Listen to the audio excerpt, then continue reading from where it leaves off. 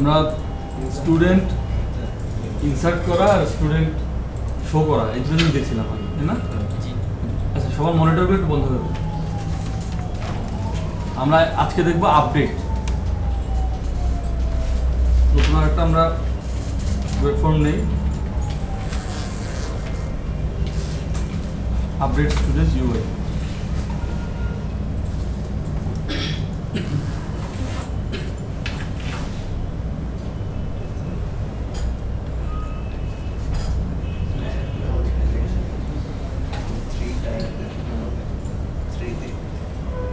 ডিজাইনটা আমরা এখান থেকে নিয়ে আসি।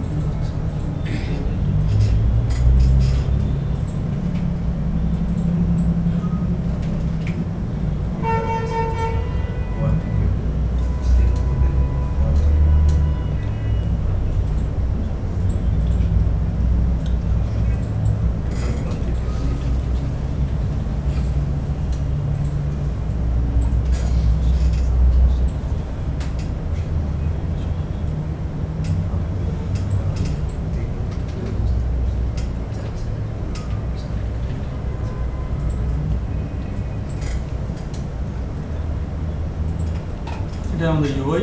আগের মতো আমরা সেভ করার সময় যা যা নিয়েছিলাম একই নাম, রেজিস্ট্রেশন নাম্বারটা আমরা উপরে দিয়ে আমরা রেজিস্ট্রেশন নাম্বার দিয়ে সার্চ করে নিয়ে আসবো আপডেট করার জন্য।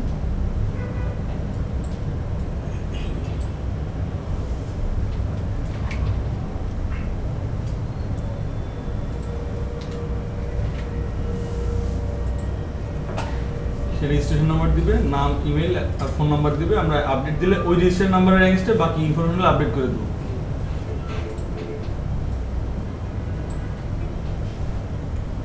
আমরা আপডেটের কোড লিখবো কোথায়?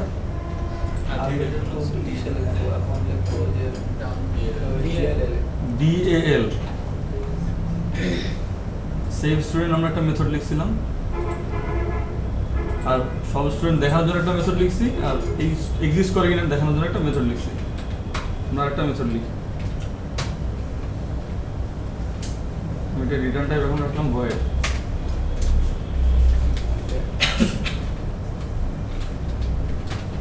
সেই যে আপডেট করবে, আমরা সেভে এখানে একটা স্টুডেন্ট পাস করছিলাম না, আপডেটেও তো আমাদের স্টুডেন্ট পাস করতে হবে। তাহলে আমি কোনটা আপডেট করব?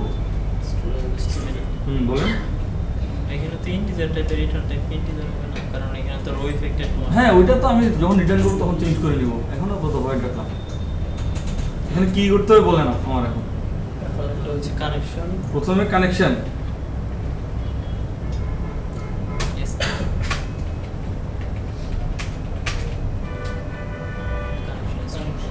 কানেকশন স্ট্রিংটা আমাদের কোথায় আছে? উপরে আছে। এখানে কোত্থেকে আসছে কানেকশন স্ট্রিংটা? সবার মনে আছে তো আমরা কিভাবে ওয়েব কনফিগার রাখছিলাম, কিভাবে ওইখান থেকে ডাটাটা নিয়ে আসছি?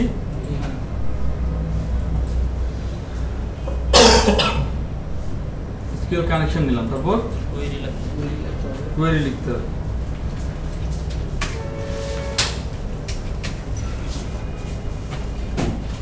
কোয়েরি কি হবে বলেন? আপডেট কোয়েরিটা বলেন তো কি লিখতে হয়? আপডেট, তারপর লিখলাম সেট।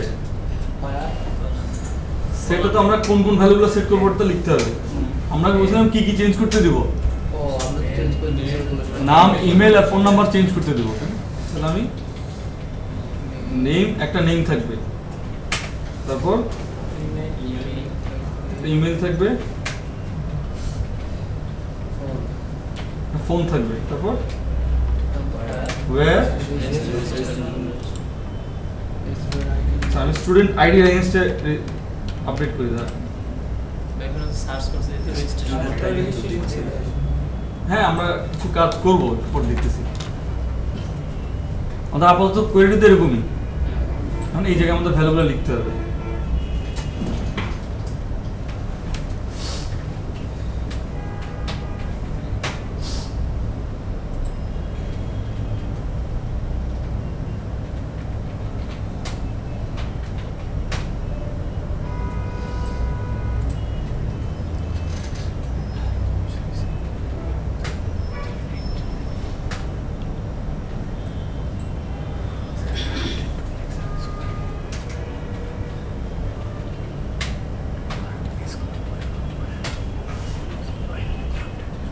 কোয়েরিটা লিখলাম, তারপর পরের কাজ কি কমান্ড SQL কমান্ড।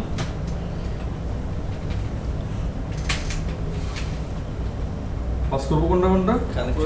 কোয়েরি, আগে কোয়েরি তারপর কানেকশন, আগে কানেকশন পরে কোয়েরি দিলে কাজ করবে না। তারপরে কাজ কি ওপেন করতে হবে। কানেকশনটা ওপেন করি, এরপর এক্সিকিউট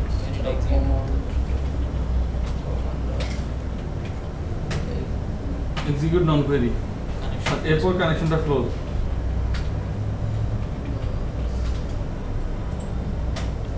এখানে আমাদের কোথাও রিডার লাগবে কি আপডেট করার ক্ষেত্রে? তাহলে এখানে আমরা এই মেথডটা কি রিটার্ন করে? ইন্টিজার।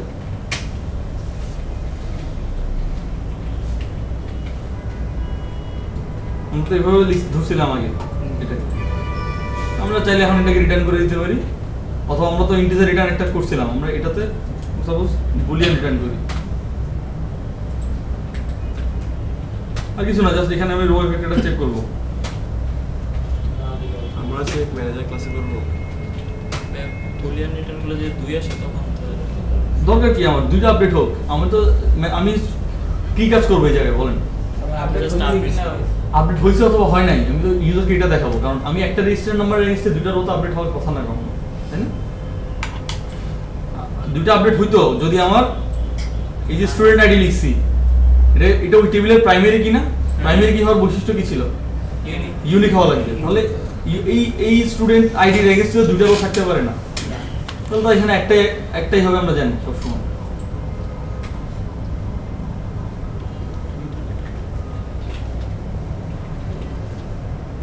রিটার্ন ফলস কথা না, এলসে লেখা আর এভাবে রিটার্ন ফলস লেখা তো একই কথা, কারণ আমার যদি এই কন্ডিশনটা ট্রু হয় তাহলে সে এখান থেকে মেথডটা রিটার্ন করে দিবে, তারপরে লাইন তার এক্সিকিউট করবে না। যদি না হয় সেক্ষেত্রে সেখানে এটাকে এক্সিকিউট করবে। পরের লাইন তো এক্সিকিউট করবে না, কারণ এটা তো আপনি ইফের ভিতরে লেখা, ইফের বাইরে লেখা হয়েছে। আমার এই জায়গায় যখন এই মেথডটা দেখবে একটা রিটার্ন হয়ে গেছে, তাহলে তো এরপর এখান থেকে মেথডটা শেষ, এরপর কখনো আসবে না। আচ্ছা, আমরা আপডেট লিখে ফেললাম আপাতত, এটা আমরা মিনিমাইজ করে রাখি। এটাকে কল করবে কোত্থেকে? আপডেট যে লিখলাম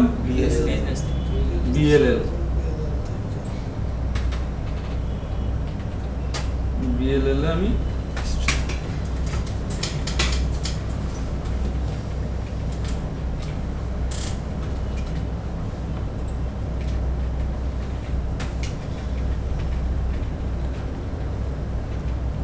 কল করবো কোনটা?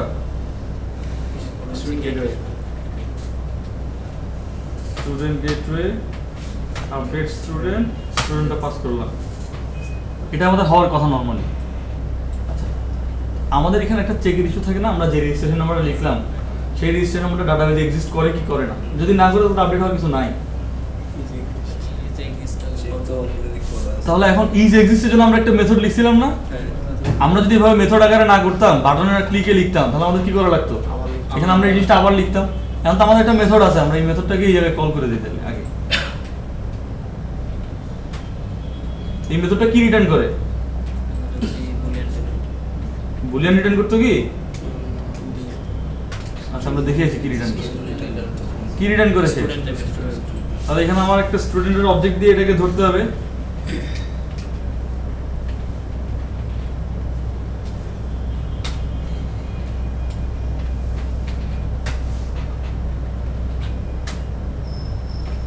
আগে আমরা যেভাবে করছিলাম এই জায়গায়, কোথায় জানি ছিল এই জায়গায়, এই লাইনটা আমরা লিখলাম আবার। তাহলে এখন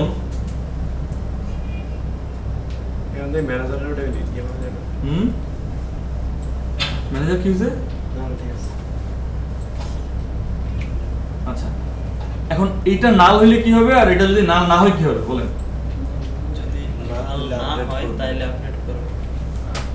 যদি নাল হয় তাহলে কি আপডেট করবে না, তাহলে আমি এখান থেকে একটা কিছু রিটার্ন করে দেই।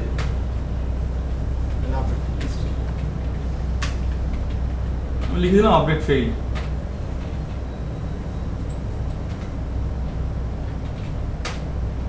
আর যদি নাল না হয় তখন আমার এই মেথডটা কল হবে, আপডেট মেথডটা কল হবে। আমি যেহেতু এখানে তাকে একটা স্ট্রিং রিটার্ন করার কথা ছিল, আমি এখান থেকে একটা মেসেজ রিটার্ন করেছি।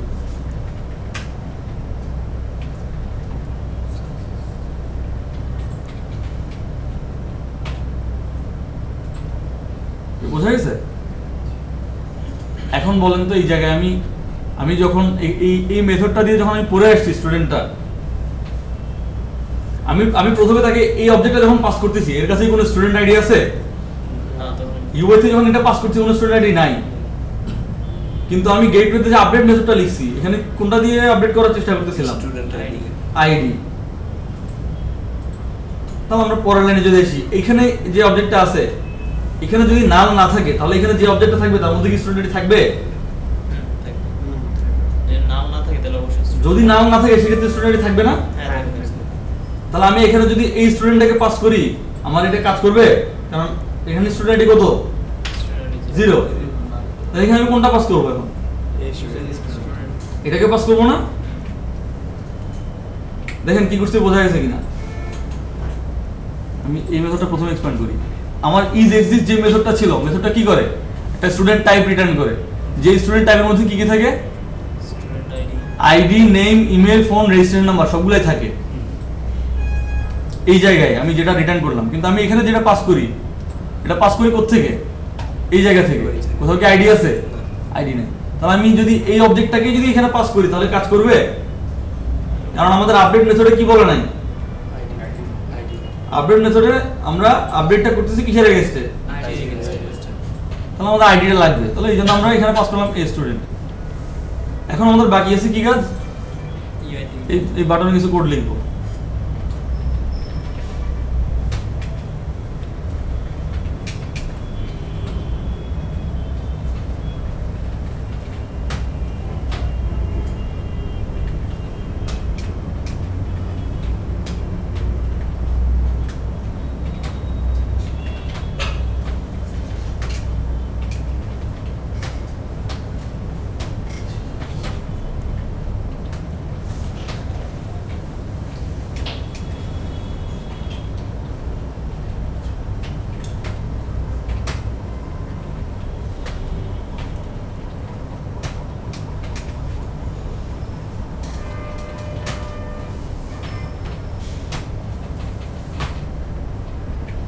আচ্ছা, আমাদের এই জায়গাতে আরেকটা জিনিস চেক করার ইস্যু ছিল।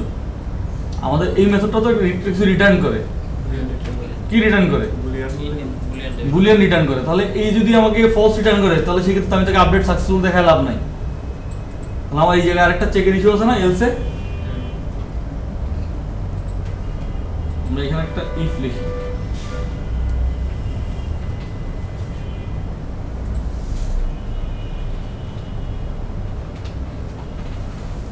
এই লেখাটা মানে কি? যদি এটা ট্রু রিটার্ন করে return করে তাহলে তাহলে আপডেট সাকসেসফুল, আর না হলে রিটার্ন করে দিই। আমরা উপরের মেসেজটা এখানে নিয়ে আসি। আমরা উপরে আরেকটা মেসেজ দিই সুন্দর।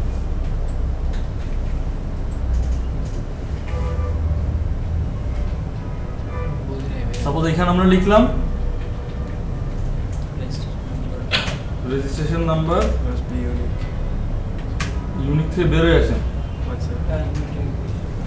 ডাজ নট এক্সিস্ট, তাই তো? এটা নাল পাওয়া মানে কি? রেজিস্ট্রেশন আমার ডাটাবেজেই নাই, তো আমার আপডেট করার প্রশ্নই আসে না। আর যখন আমি এটা পাই, সেই ক্ষেত্রে যদি ট্রু রিটার্ন করে তার মানে আপডেট হয়েছে, নাহলে আপডেট হয় না।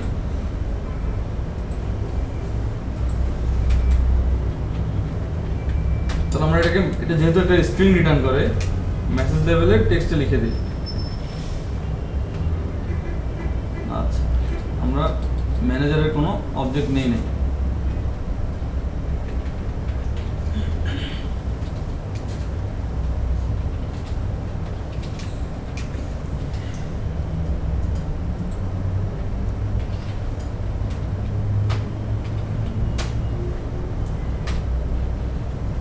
কিন্তু আমাদের কাজ তো এখানেই শেষ। আচ্ছা, ম্যানেজারটা এই যে এখানে একটা ক্লিক ইভেন্টের ভিতরে লেখাটা মানে ভালো কাজ না আর কি, কারণ আমাদের এই ম্যানেজার আমাদের ইউআই থেকে যে কোনো জায়গা থেকে তো আমরা ম্যানেজারে কল করতে পারি। আমি ম্যানেজারটাকে বাইরে লিখে আছি। কারণ আমাদের নাহলে আমাদের প্রতিটা বাটন ক্লিকের এগেইনস্টে আমাদের ম্যানেজারের নতুন একটা আমাদের অবজেক্ট ক্রিয়েট করা লাগতো। আমাদের পেজ লোড যদি লাগে সেক্ষেত্রে আমাদের পেজ লোড অবজেক্টটা ক্রিয়েট করা লাগতো। আমরা এখন রান করে দেখি আপডেট হয় কিনা।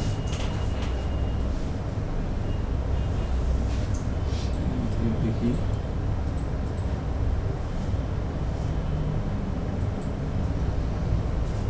শোটা একবার অন করি।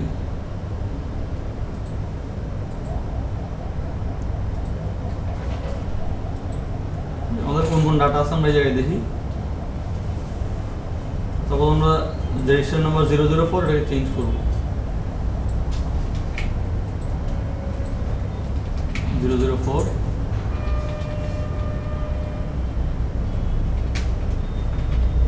চেঞ্জ করলাম।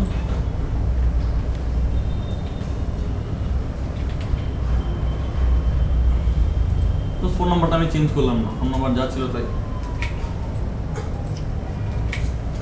তাহলে দেখেন আমি কি কি চেঞ্জ করছি, নামটা চেঞ্জ করছি আর এখানে শুধু মেল ছিল, আমি এটা জিমেইল লিখছি।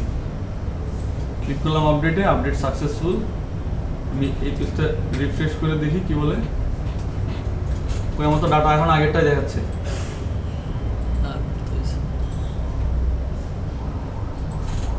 তার আমি ডাটা বেজে দেখে ওটা চেঞ্জ হয়েছে কিনা।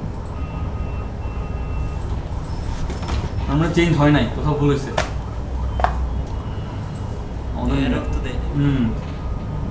প্রোগ্রাম রান করে নিয়ে এই জন্য ডিবাগ পয়েন্টার দিয়েছে।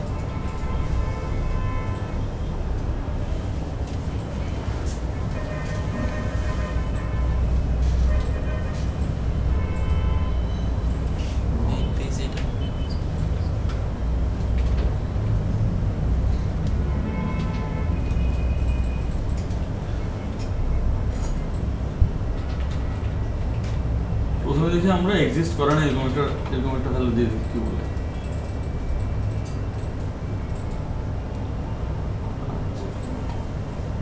ডিবাগ পয়েন্টার দেয়া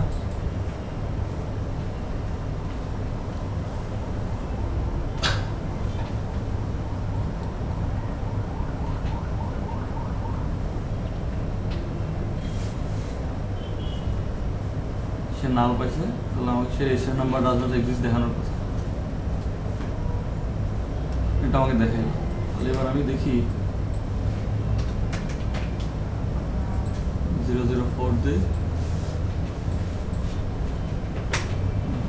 তার এগেইনস্টে বাকি সবগুলো যেখানে ছিল রিয়াজ, এটা চেঞ্জ হয়ে ফারাবি হবে। আপডেট ক্লিক করলাম।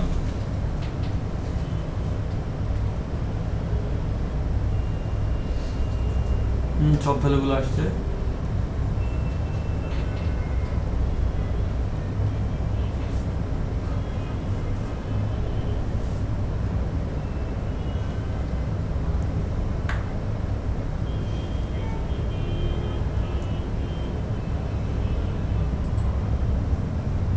তার মানে এই জায়গায় সে ভ্যালুও পাইছে। ওকে, সমস্যাটা কোথায় হচ্ছে বুঝতে পারছেন? বুঝতে পারছেন কিনা দেখেন বলি আপনাদেরকে। সেটা হচ্ছে আমি যখন এই জায়গা থেকে ডাটাটা পড়ে আসতেছি এবং আপডেট করার জন্য আবার কোনটাকে পাস করতেছিলাম, তার মানে আমি যেটা পাইছি সেটাকেই তো সেখানে আবার পাঠাচ্ছে, একই জিনিস তো চলে আসতেছে।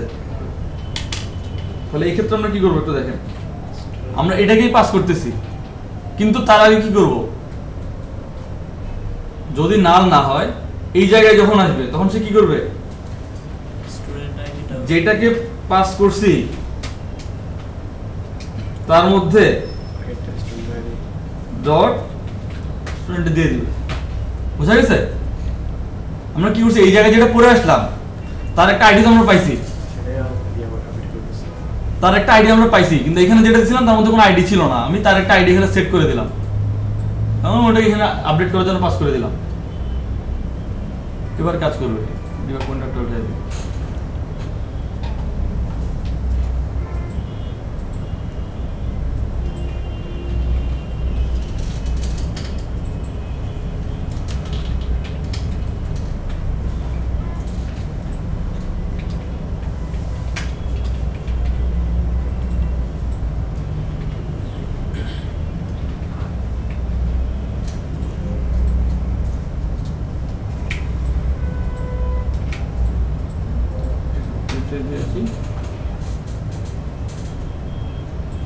চেঞ্জ হবে।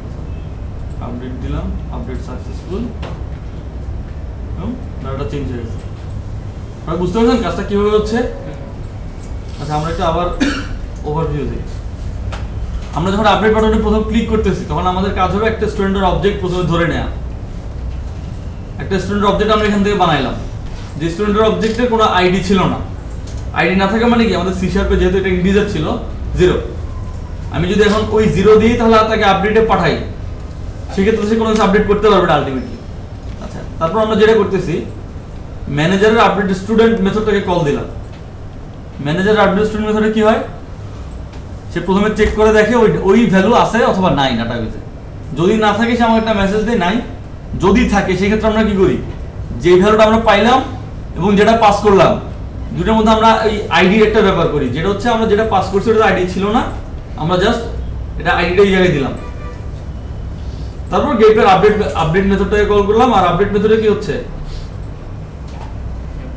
ডাটাবেজ আপডেট করে আমরা কিছু কোড লিখে রাখছি। এখানে একটা কোশ্চেন আছে আমার। বলেন। যেহেতু আপডেটের কাজটা আমরা যে কোনো একটা আইডির এগেইনস্টে করতেছি ফর কন্ডিশনের মাধ্যমে, তো এক্সিস্টে যে কাজটা করতেছি ওখান থেকে টোটাল ডাটাটা তুলে নিয়ে আসতেছি। ওখান থেকে আমি শুধু আইডিটাকে বা রেজিস্ট্রেশন নাম্বারটা যেটা ইউনিক আমার, ওটাকে আমি তুলে নিয়ে আসতে পারতাম কিনা, এটা একটা পারতাম, কেন পারতাম না? হ্যাঁ, কারণ ওখানে আমি ডিটেল নিয়ে আসছি, অবজেক্টটা সবকিছু নিয়ে আসছি। সেক্ষেত্রে আমি শুধুমাত্র একটা নিয়ে আসতাম, আমার জন্য ওই আইডিটা পাস করাটা ইজিয়ার হতো। হ্যাঁ, ইজিয়ার হইতো, কিন্তু ব্যাপারটা হচ্ছে আপনি যখন একটা নিয়ে আসতেন, আপনার এই যে আমরা ওই দিনও একই কাজে এই মেথডটা ইউজ করছি, আজকেও ইউজ করছি, এই কাজ থেকে পারতাম, এটার জন্য আরেকটা তাই না? method তখন আমাদের আরেকটা মেথড লেখা লাগতো, আমাদের কোড দুইবার লেখা লাগতো। এই জন্য আমি ওই দিন জাস্ট ট্রু ফলস পাস না করে, আমি কিন্তু প্রথমে আপনাদের যে এটা যখন লিখছিলাম টোটালটা রিটার্ন না করে প্রথমে ট্রু ফলস রিটার্ন করে একবার দেখাইছি, পরে আবার এই জিনিসটা লিখছি, কারণ আমরা এটাকে রিইউজ করব এই জন্য। ঠিক আছে?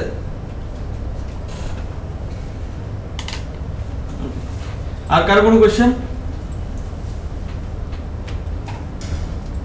নাই? ওকে, আপনারা তাহলে আপডেটের কাজটা করে ফেলেন। আচ্ছা ভাই, স্টুডেন্টের গেটওয়ে যে আপডেটের মেথডটা লিখছে এখানে একটা কন্ডিশন দিছি না, এটা কি business condition, business logic condition? কোথায় আপডেটের এখানে এটা? না, এটা তো আমার বিজনেসের লজিক না। এটা আমি লিখছি জাস্ট ইউজারকে, আমাকে এই মেথডের যে কলার তাকে জানাচ্ছি একটা ট্রু ফলস হয়েছে অথবা হয় না। এটা তো আমার বিজনেসের কোনো লজিক না। যেমন আপনার বিজনেসে কখনো হইতে পারে যে রো এফেক্টেড গ্রেটার দেন 0, তার মানে তুমি ফলস পাঠাও, তাই না? এটা বিজনেসের কোনো লজিক না। কতদিন এরকম একটা লেখা হয়েছিল না? হ্যাঁ, গতদিন আমরা এটা এখানে লিখছি, জাস্ট আমি আজকে দেখালাম ওইখান থেকে আমরা এটা পাঠাতে পারি, আমরা গতদিন এই জায়গায় লিখছিলাম।